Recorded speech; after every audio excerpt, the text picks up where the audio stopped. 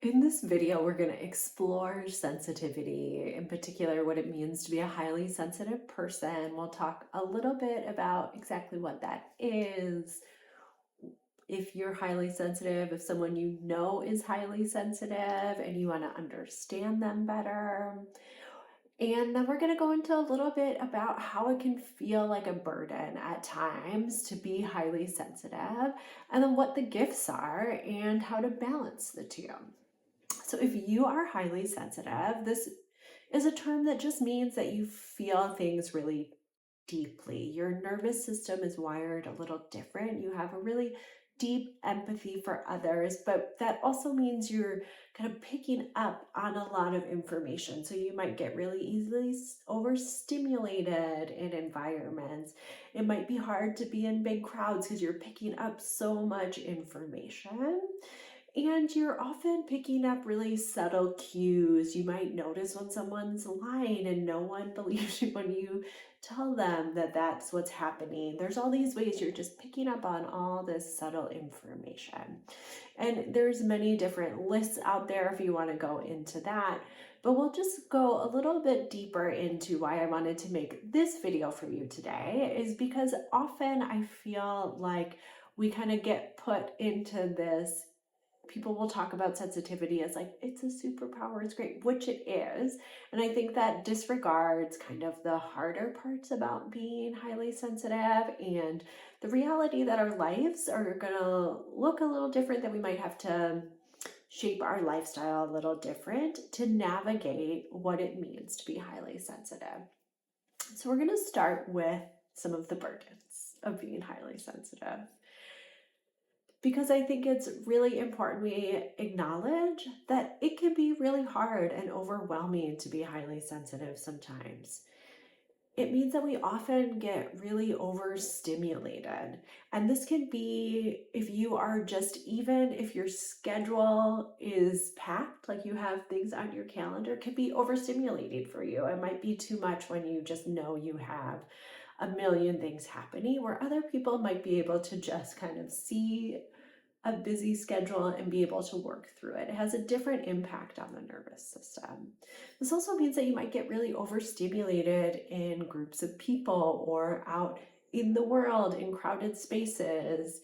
It could be even sensory overload. So you might get overstimulated if there's really loud noises or construction or anything happening. You feel it deeper in your body, in your experience, to the point where you might get overstimulated. And sometimes I think this is often taken for anxiety or taken for depression, where often I think it's actually more about being overstimulated and then kind of shutting down because of that.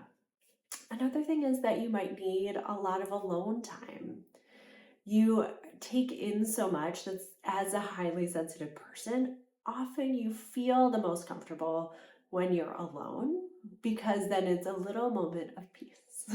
You don't have to worry about picking up on other people's energy or what might be happening or understanding another person's experience.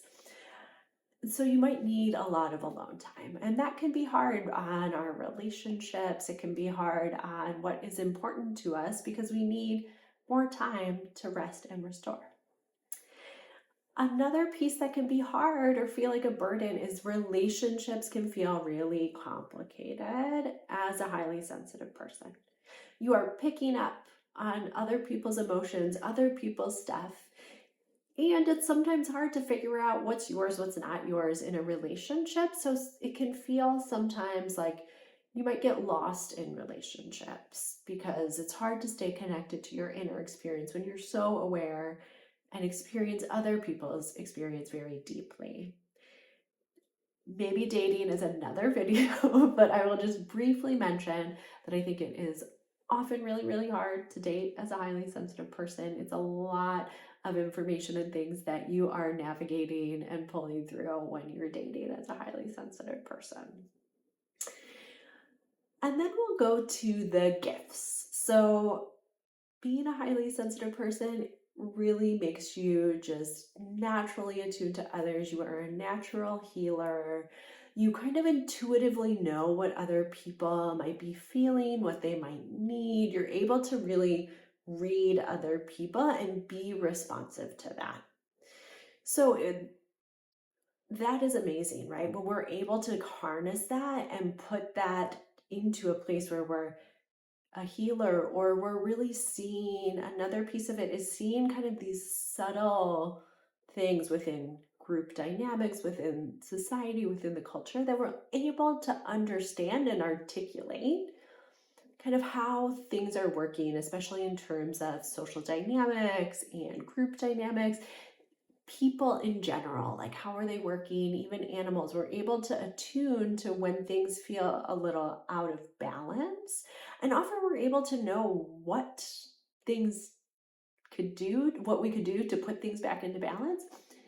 This is maybe a little burden, but also then you are put in a position where you might know kind of what's off, what's out of balance, but might not have the power to do anything about it. So this can be another burden. I know we're in the gift section, but also important to acknowledge that when you can see these subtle differences and you don't have the ability to actually control it, like if it's at work or within your family, then it can feel really frustrating to know that there's like a simple, subtle, or shift or something you could do to bring a little more harmony and balance.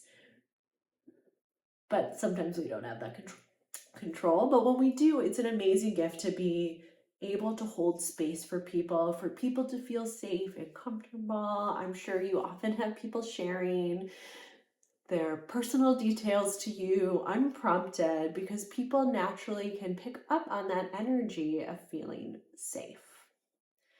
You also are really able to build these deep connections with people.